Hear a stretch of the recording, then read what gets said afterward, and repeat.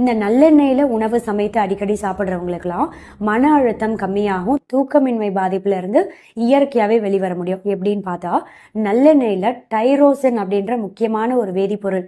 இது நம்ம உடலுக்குள்ள போகும்போது என்ன மாதிரி ஆக்ட் பண்ணணும்னு பார்த்தா, நம்ம உடல்ல செரோட்டோனின் உற்பத்தியை சீரா வைக்கும். இதனாலே பார்த்தீங்கன்னா மைண்ட் நல்லா காமா ரிலாக்ஸா இருக்கும். நல்ல ஒரு மன அழுத்தத்தை கம்மி பண்ணக்கூடிய இயற்கையான உணவுகள்ல நல்லெண்ணெயும் ஒன்றா இருக்கு.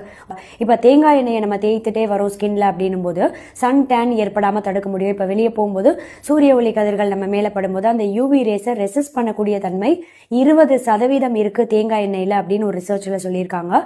ஆனால் தேங்காய் எண்ணெயை விடவும் 10% அதிகமாகவே 30% நல்லெண்ணெயில் இருக்கு இந்த யூவி ரேஸை ரெசிஸ்ட் பண்ணக்கூடிய தன்மை அப்படின்னும் ஒரு ஆய்வில் சொல்லியிருக்காங்க. இது 2 முக்கியமான வேதிப்பொருட்கள் இதில் இயற்கையாகவே அமைந்திருக்கு. ஒன்று செசாமின் அப்படின்னு சொல்லுவோம், 2வது செசமோலின்.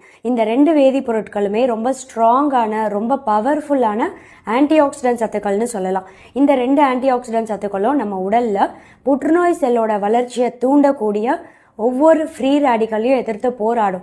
இதனாலே பார்த்தீங்கன்னா நிறைய வகை புற்றுநோய் செல்லோட வளர்ச்சி ஏற்படக்கூடிய வாய்ப்பை கம்மி பண்ணிட முடியும். அதில் ரொம்ப குறிப்பாக கோலோரெக்டல் கேன்சர், பெருங்குடல் புற்றுநோய், சரும புற்றுநோய், நுரையீரல் புற்றுநோய், பெண்களுக்கு வரக்கூடிய மார்பக புற்றுநோயெல்லாம் ஏற்படக்கூடிய வாய்ப்பையும் ரொம்பவே கம்மி பண்ணுறதோட மட்டும் கிடையாது, நல்லெண்ணெயில் கிட்டத்தட்ட 82% அன்சாச்சுரேட்டட் ஃபேட்டி ஆசிட் அப்படின்னு சொல்லுவோம். அதாவது ரொம்ப குறிப்பாக omega 3 fatty acid, omega 6 fatty acid மாதிரியான முக்கியமான ஊட்டச்சத்துக்கள் எல்லாமே இதில் அதிகமாக இருக்கிறதால உயர் ரத்த அழுத்தம் ஏற்படக்கூடிய வாய்ப்பை ரொம்பவே கம்மி பண்ணிடும்.